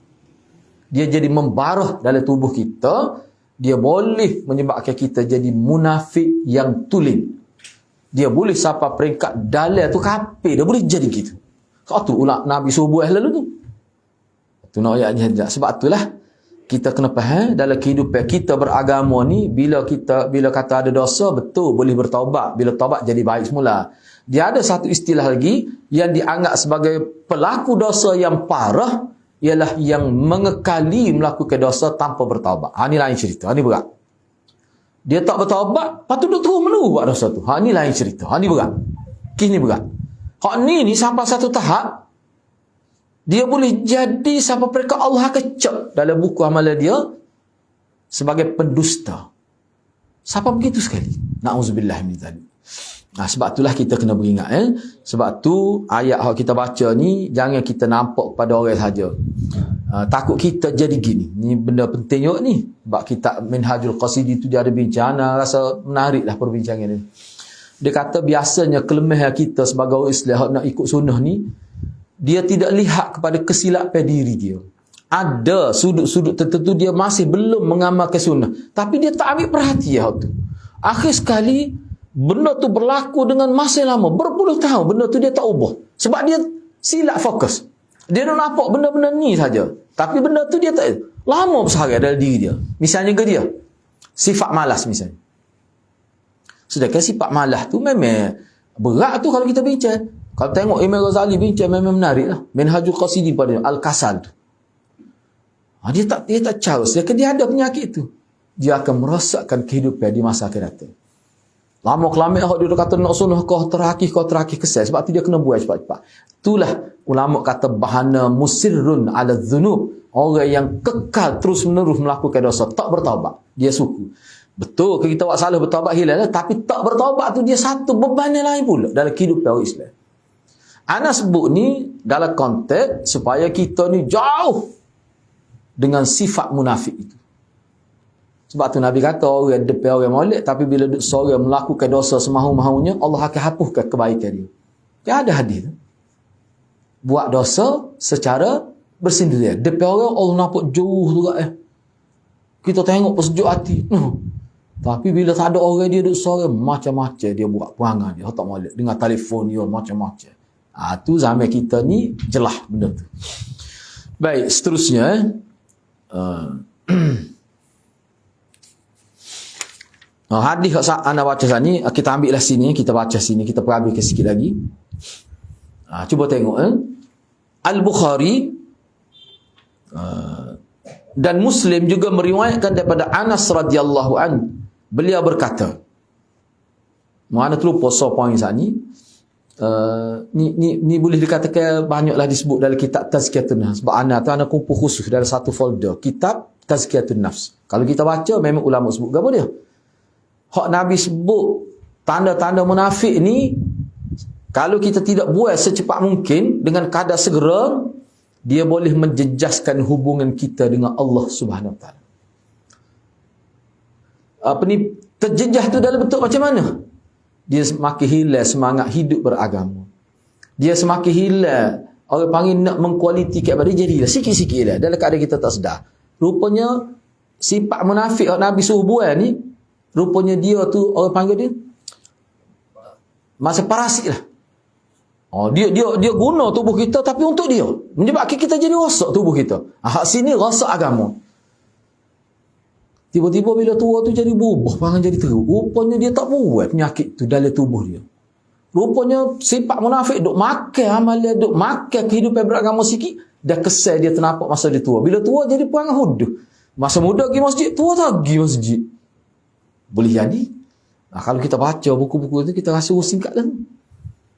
Setengah orang masa muda teruk, bila tua berubah jadi baik. Ni tak. Masa muda molek. Bila kau tua, kau tak jadi. Tu na'udzubillah min zalik. Baik, cuba kita tengok di sini. Dalam riwayat Bukhari dan Muslim, meriwayatkan, ni dalam kitab Bukhari Muslim ada hadis yang diriwayatkan daripada Anas bin Malik radhiyallahu anhu. Beliau berkata bahawa Rasulullah sallallahu alaihi wasallam pernah bersabda, Anas sebut sanilah. Thalathatun man kunna fihi wajada bihin halawatal iman.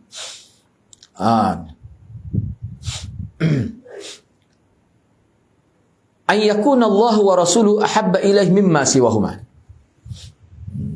Mana kita tengok semula hadis munafik tu. Tak apa, kita tengok semula tu. Wa an yuhibbal mar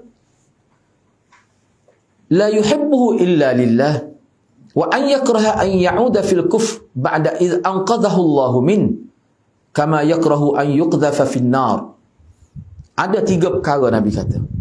Sesiapa yang ada dalam dirinya ketiga perkara itu, pasti dia akan merasai manisnya iman. Kalau hak tadi, hak sifat munafik tadi, kalau ada hak tu, dia tak akan rasa tu sikit abuk manis iman. Bahkan dia tu hakikatnya hidup berpura-pura setiap saat. Dia gini, hidup berpura-pura makna dalil lain. Luar penampilan lain, hati lain. Itu lawan kepada iman. Sebab iman, hati, lidah dengan amalan mesti selaras. Itu makna iman. Tapi munafik tidak. Dia tak selaras. Hak sebut dengan hak buat tak serupa dengan hak dalam hati. Dan hak dalam hati tu, yang disimpan dalam hati tu adalah benda mungkar. Tu kena ingat. Sebab Ibn Taymiyah kata, kalau hak dalam hati tu molek, cuma tunjuk luar ni tak molek kerana takut. Misalnya sahabat Nabi tunjuk luar ni macam sembah berhala, pergi juga tempat berhala. Dah takut, dalam hati beriman. Tu orang tak panggil munafik tu. Sebab kalau tak pergi ke berhala, orang kata jalan dah ni. Islam dah ni. Takut orang kata. Gak pada waktu tu orang kafir dia keseksa orang Islam. Maka takutlah. Pasal pergi pun terpaksa. Man ukriha wa qalbu mutmainnun bil iman. Orang yang dipaksa, hati dia tetap tenang, tidak jadi gugur syahadah dia. Sebab dia dipaksa, terpaksa. Baik. Hak ni kita nak baca hak sebaliknya. Orang hak mana selaras, iman, lidah, hati, lidah dan anggota selaras. Hak inilah maksud iman. Kena serupa. Tak ada unsur-unsur munafik. Baik. Sesiapa yang dalam diri dia ada 3 perkara ni, dia akan rasa iman tu manis. Serupa dengan benda. Serupa dengan kuih. Serupa dengan sesuatu yang fizikal itu. Boleh rasa manis. Apa dia? Dia cinta kepada Allah dan Rasul lebih berbanding cinta kepada selain Allah dan Rasul. Mana dia cinta kepada Rasul lebih daripada orang lain. Yang pertama. Yang kedua, dia cinta kepada seseorang kerana Allah, bukan kerana dunia. Yang kedua, dia benci, dia tak suka kembali kepada kafir, seperti mana dia tak suka dia dicampakkan ke dalam api. Tu kebencian. Maknanya orang yang ada kebencian macam ni, dia akan menjauhkan diri sejauh-jauh daripada punca kafir. Punca menjadi kafir, dia akan jauhkan diri. Baik, 3 perkara ni. Siapa dia ada 3 perkara ni, dia akan rasa kemanisan iman. Baik. Dan disebutkan dalam riwayat lain, la yajidu ahadun halawatal iman hatta seseorang tidak akan merasai manisnya iman sebelum ada 3 perkara ni dalam diri dia. Hak sajalah. Baik. Ni panjang juga cerita ni. Rasa kena bincang semula ni. Panjang juga ni. Kita bincang semula lah ni. Kita bincang semula. Sebab ni anaknya gini sebab dia dalam tak apa, Ana cubalah, Ana cuba cek balik nota tu.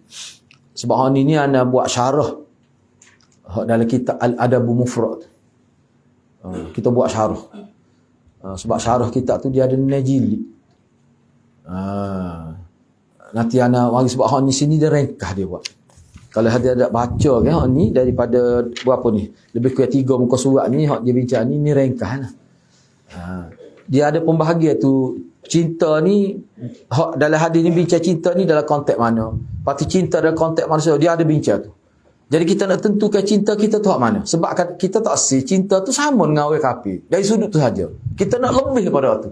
Jadi kalau nak lebih tu, apa kefahaman yang perlu ada? Tu bagus tu. Nanti mungkin insya-Allah dalam sesi akan datang.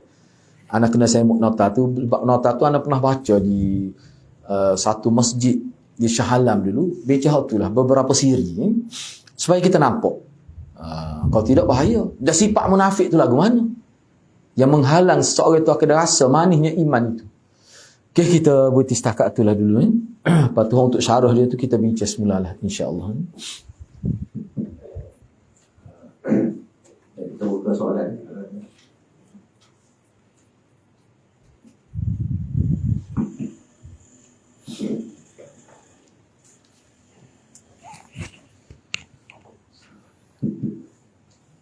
Ada soalan.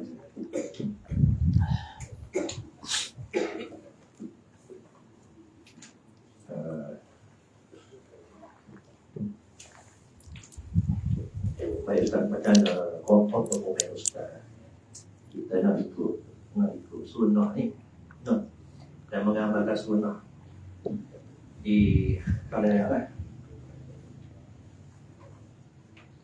Contohnya kita dia tahu katalah dalam tahiyat lah, dalam tahiyat tu nak gerak jari, dia tahu dah ada pandangan gerak jari masa tahiyat tu agak sekali, ada yang bergerak-gerak. Jadi dia nak tunjuk ke orang lah, biar orang tahu ada sunnah ni. Dia pun masa di semaya dia pun gerak-gerak jari. Padahal di kampung dia tu kebanyakan berpegang pada pandangan yang menggerak jari sekali ya. Masa asyhadu an la ilaha illallah. Ya. Tapi dia royak ni nak ajar jemaah kampung dia pun tahayat dia gerak jari. Jadi adakah sesuai dia nak tunjuk sunnah tapi sebenarnya lebih kepada cepat. Kau buat. Okey. Jadi ana rasa soalan tu jelas dah dengar. Tak perlu ana ulang lah. Dia gini sebab tak ana kata sunnah ni banyak. Kata dia ana sebut. Sebab tu sunnah ni kita boleh terjemah kehidupan Nabi. Bila sebut kehidupan Nabi, sebab tu dalam setengah kitab bila kita sebut sunnah yang bermaksud kehidupan Nabi, dia merangkumi ibadat umum dan ibadat khusus. Merangkumi semua. Sebab Nabi hidup ni dia buat belakang. Sebab tu ada setengah Nabi buat tu, ulama kata tak boleh ikut sebab ni sunnah yang tidak disyariatkan. Sunnah juga tapi tidak menjadi syariat. Tapi hak tadi tu dalam semaya tu menggerakkan jari. Sebab kalau tengok dalam internet tu ada seorang ustaz ni, ustaz seorang kampung, pengusi kita Cik Usir kata tu orang kampung, orang kampung dia kata tak ada apa dah lah. Makan tokak ali dia kata no. Ana sebut makan takat Ali sebab ustaz tu sebut. Buat makan takat Ali ustaz tu doktor juga ustaz ni. Macam mana dia boleh tak ingat tentang hadis Nabi atau apa tak faham juga. Sebab di hadis Nabi ada banyak ada naik la ilaha illallah. Mana ayat kekal tauhid sama-sama. Ada setengah lepas tu turun balik, ada setengah pusing macam-macam ada belaka. Jadi kitanya nak ayat sunnah, hak orang kapur buat tu sunnah dah. Cuma nak ayat ada lagi sunnah lain. Kena tengoklah kalau kita ayat tu, sebab tu bagaimana pendedah sunnah ni dia kena cara bijaksana. Kita kena fikirlah kalau kita ayat jadi lagu mana. Tapi kita tak boleh kena ayat juga. Bermula dengan apa? Sebab tu kan bagaimana dia gini. Ada orang ngajar sunnah. Kita tak ngajar. Lagu mana kita nak defend, kita nak supaya sunnah dia ajar tu masyarakat tahu. Kita je tunjuk pada masyarakat. Dia ngajar dah. Kita ayat. Maknanya masyarakat dapat pendedah. Maknanya masyarakat tu tahu. Ada maklumat. Kata rupanya ada. Nabi buat. Sunnah. Menggerak-gerak ke jari sebagai menafikan. Muka kita kata la ilah. Kita nafi tu. Selaras ke dengan putaran jari kita tu. Naknya tidak. Tak ada semua tu. Illallah. Kecuali Allah. Dia bukan gerak sama. Ni start ni kat bawa tak putih. Tu yang ada pegang tu. Yang ada orang sebelah pegang. Dia kata tak putih. Dia pegang. Serabut perut dia. Terganggu dia orang baca tu. Dia gerak. Dia bukan gerak sampai aku misalnya tu. Tak. Kalau tengok pada lahan. Dia gerak. Masa kata la ilaha illallah tu ya geraknya. Bukan gerak sama tak putih. Memang serabut mati jiran dia ni. Waktu dia pegang gerak. Nanti dulu atau kan soalan kita nanti biar aku sudah nak gok ni gok tak putih. Tak apalah kita kata baik kita buat maknanya bila kita la ilaha illallah kita geraklah nak menafikan tak ada Tuhan kecuali Allah saja. Lepas tu senyaplah. Setelah berlaku penafian tu lidah dah selaras jari. Masalah kita sebenarnya pusing jari tu orang kapur tahu dah pernah dengar ke tak? Kalau kapur tak pernah dengar memang tu masalah dengar tidak ni bapak ni kata ngaji dia ni. Patut kena tutup pun dia punya air paksi pun dia kata. Dia pun tak dengar molek. Kita bukan tutup nak pindah. Kena rayak dulu lah. Itu sebagai contoh. Jadi hak ni sunnah ni ada pilihan. Tak buat ni pun tak apa. Kalau nak buat, pastikan masyarakat tahu dulu. Contohnya kita kata. Hak apa ni lepas maya. Nak berzikir lepas maya. Dah orang tahu. Kadang-kadang tu email marah pun dia tahu. Cuma dia pesen pemarah. Nak buat macam mana? Tak apa tu. Orang tahu. Anak kadang-kadang anak pergi setengah masjid, anak yakin masyarakat situ cerdik. Kadang-kadang anak tu buat sebiji sunnah Nabi. Kadang-kadang kita tak doa pun tak doa kita. Zikir, kita tak akak pun tangan. Tak jadi masalah. Sampai kali ni. Bukan molek pun. Kalau anak pergi jadi timah. Bila kita jadi timah, kita raih lah. Gitu maksudnya. Sebab kita kena tengok pula dia punya sedikit, kita kata pelanggaran lah, atau tak sama dengan Nabi tu. Kadar dia setahu mana. Kena tengok pula, kena nilai pula. Setengah-setengah tu memang aku mana pada tahu setengah-setengah tu. Tapi setengah tu kita raihkan. Tapi kadang-kadang kita tak buat. Nak ayat ke dia bahawa benda ni tidak mestinya gitu. Tapi ada juga perasaan orang ada ikut anak kuliah mana-mana dia pergi sama tu. Dia tak ajarkan dia senyap. Masa orang duduk doa tu. Tak apa lah tu. Tapi dia berzikir bukan duduk senyap tidur senang tidak. Maknanya dia berzikir cara dia berzikir. Orang duduk doa dia relax berzikir. Tak jadi masalah pun. Cuma nak fikir kalau aku buat lepas ni. Sebab tu kita buat juga jari-jari. Tapi setengah tu pak memang anak boleh buat sama gitu. Orang situ sudah terdedah. Pendedah itulah kita kena sebutnya. Sebab tu anak-anak sebut. Kalau orang tanya kita royak lalu. Kalau orang tak tanya kita mikir. Tengok keadaan. Lain clear okey. Tapi kalau orang tanya mesti kita royak. Royak betul gini-gini. Tapi kita tak condemn orang lah. Lepas tu dia tanya, lagu mana ustaz awak tak betul ke? Anda kata anda tak wani nak kata betul, cuma anda yakin hak Nabi lebih betul. Dan hak saya sebut hak Nabi. Lepas tu email tu buat, tu kena tanya dia. Sebab saya tak boleh jawab bagi pihak dia. Kita ayat tak? Dia tanya, dia tu email tu balik kita. Gitu ya. Lepas tu dia nak kata juga, itu hal dia. Dan kita kena ingat, kita tak boleh tutup mulut orang ni. Nabi sendiri pun orang kata. Siapa dia kata Nabi tak betul, rosak. Akhirnya setara tu orang kata lagi. Nabi lah. Nabi ni bangkit jadi Nabi ni tak ada pernah orang dengar dia dusta. Tu orang tak terima lagi. Lepas tu pelik apa kita orang bangkit lawak. Cuma bagi anak seperti yang saya sebut tadi, kita tengoklah kalau benda-benda sekadar itu, kalau kita pasti masyarakat sekitar sudah ada maklumat, itu tak apa. Kena ada maklumat dulu. Kena pastilah. Sebab kalau dia rasa tak yakin, tak sah. Sebab aku tidaklah termasuk dalam perkara besar. Tapi hukum mana pun kena sapalah. Cara mana pun. Kalau tidak berat, jadi fitnah tu. Kaput tu anak sebuah ngaji Asy'ariyah 20 kali tu. Di Balasah tu. Anak pergi baru ni makan gula. Balasah tu tak ada, tinggal tiang. Sebab dia boleh pergi semula dah maya di masjid besar. Dulu maya masjid besar tak boleh. Sebab tu email dia tu berbeza parti politik. Jadi dia buat Balasah kecil tepi. Dia tak pergi maya masjid tu. Masjid jemaah. Tapi jemaah dia pergi. Tu boleh kan? Sebab tak ada arah tak boleh buat di Balasah dia jemaah tu. Nak ayatnya hadirat. Isu ni, nak ayat bui bila tak ayat. Tapi hak ni besar. Bukan sekadar pusing jari tu. Anak dia balik Mesir. Bila anak dia balik Mesir, bulan Ramadan, anak dia makan, dia tengah makan tahu rebel. Mak dia suruh buti. Dia kata, tak tidak subuh lagi. Tu bel tu. Bukan bel ni.